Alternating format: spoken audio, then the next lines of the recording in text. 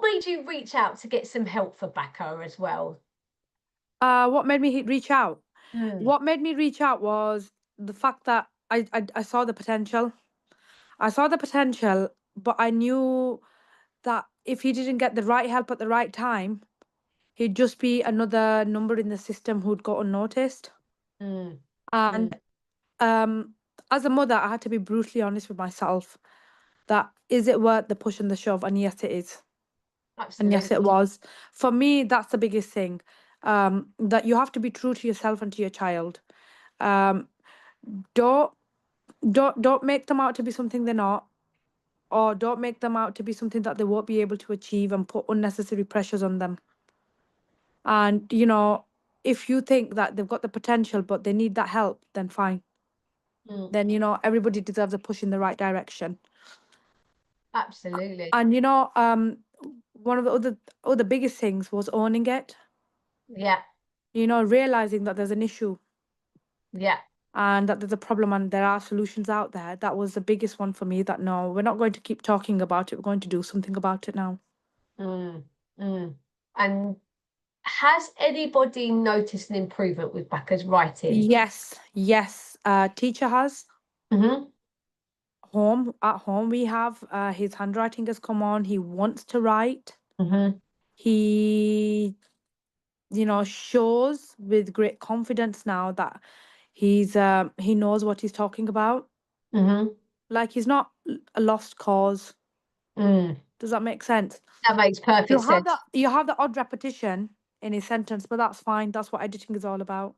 Absolutely. And before he started with us, how was the writing situation?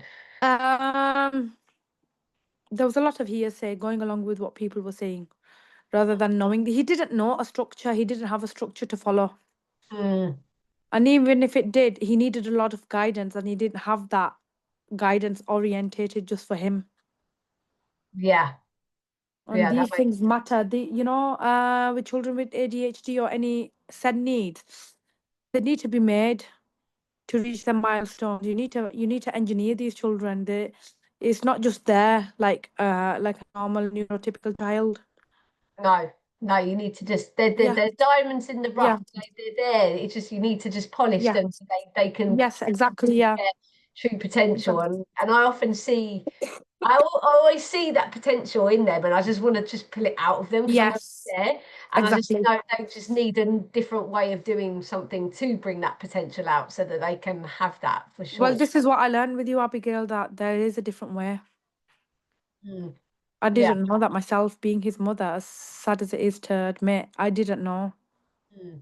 I was like, just sit and write and write and write, but no, it doesn't work like that for him.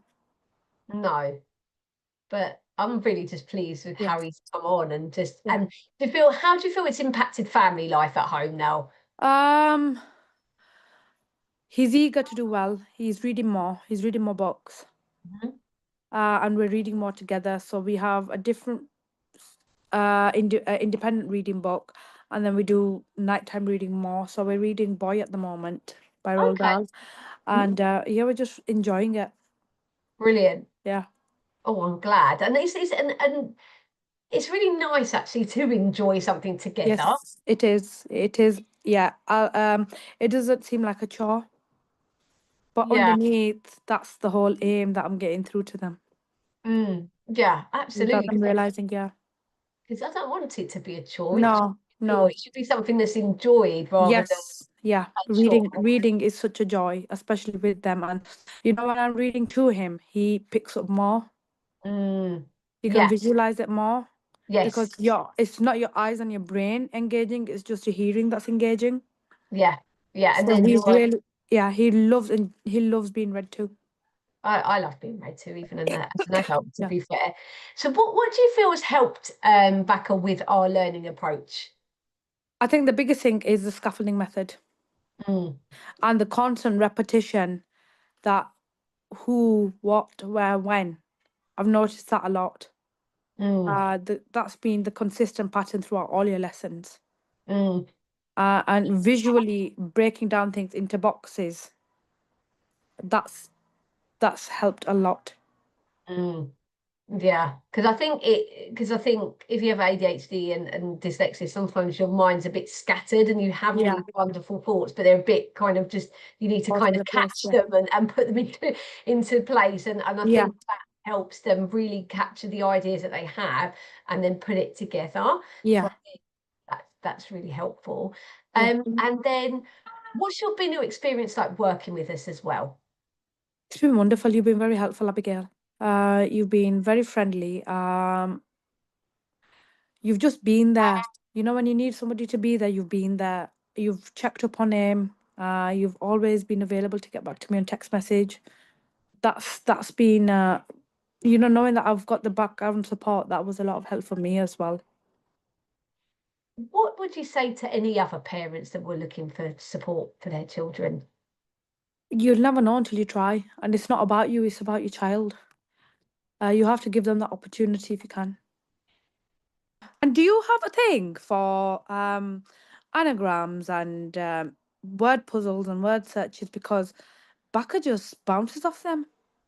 Ah, yes, yes, yes, yes. I think he wanted, because we were doing words, we were doing vocabulary, and we did Yeah, a game, and you wanted the game, didn't you? yeah, yeah.